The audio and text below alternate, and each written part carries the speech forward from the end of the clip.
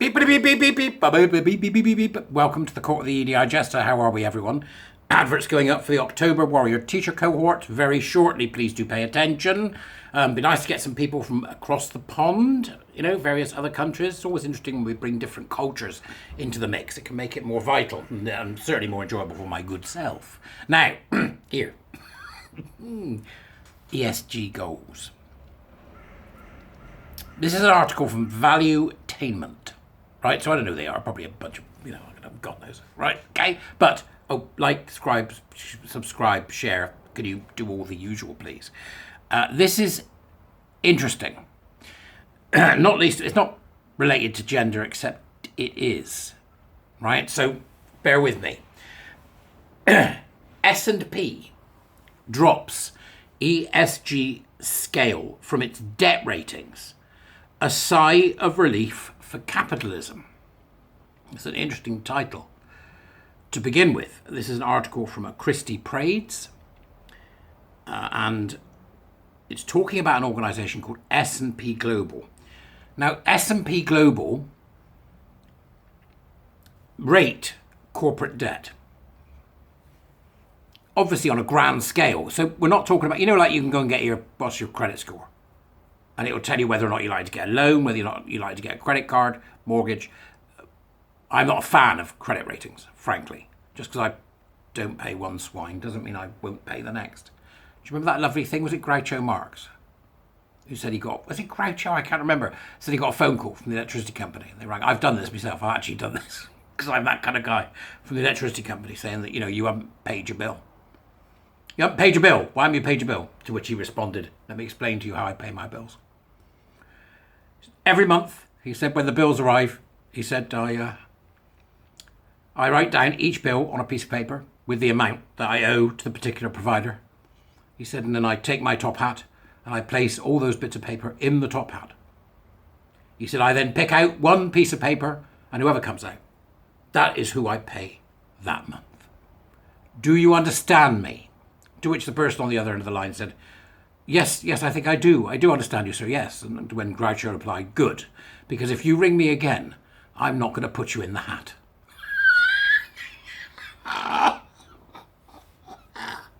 We need more thinking like that. So, they rate corporate debt. Between big organisations, money that's flowing in the upper coffers of the corporatist world. They announced it will no longer include corporate environmental, social and governance. That's the ESG score, right? In its debt rating, after facing monumental scrutiny over the practice, including political bias, the credit rating agency ditched its monitoring and ratings of companies according to their ESG efforts. Now, what you have to understand about this, They look at you or me, if you think about debt, has he paid, hasn't he paid, has he got a full-time job, it's all that kind of stuff. So the credit rating agency, which is S&P, have essentially been looking at corporate organizations and using environmental, social and corporate governance to rate whether or not they're good from a debt perspective. Now, think about this. This includes all the crap around the environment, all the stuff to do with environmentalism, which they want to enforce. So they're saying, we're going to rate you from a credit perspective according to whether or not you're going along with the environmental lobby. That's the first thing. Get it? We're going to rate you as to whether or not you're inclusive. We're going to rate you as to whether or not you're diverse. Right? So essentially, it's controlling the activities of the organisation it rates and doing so with political bias. What a surprise. This is like a grand version of Stonewall's ridiculous scheme and that all about trans nonsense in Manchester. All the stuff that, it's not always all about trans, I can't remember what it's called, or something or other. Where you get rated for different things, and that's why the ESG goals have to be eliminated completely from the business arena, because you've got providers telling other businesses what they're going to do. You've got credit score companies like this telling other businesses what they're going to do. The credit ratings agency has been monitoring and rating companies' efforts regarding ESG on a scale of 1 to 5 since 2021, but decided late last week to ditch the analysis. We have determined that the dedicated analytical narrative paragraphs in our credit rating reports are most effective at providing detail and transparency on ESG credit factors material to our rating analysis, S&P said, according to the Financial Times. Republicans have lambasted the practice of rating companies ESG as woke and representative of liberal cultural influence seeping into the economic sector. So, they're forcing kids to be woke in school. They're forcing college students to be woke in college. They're forcing university students to be woke in university. They're forcing employees to be woke in companies. They're forcing the companies to be woke in order to get either funding or to be deemed a good company. And then they're enforcing it on corporates who have to be woke. And the knock-on effect then is the NHS has to be woke. Anybody who provides to the NHS has to be woke. Anybody who works in the NHS has to be woke. Anybody who works in the university sector has to be woke. Get it? So this is the top level.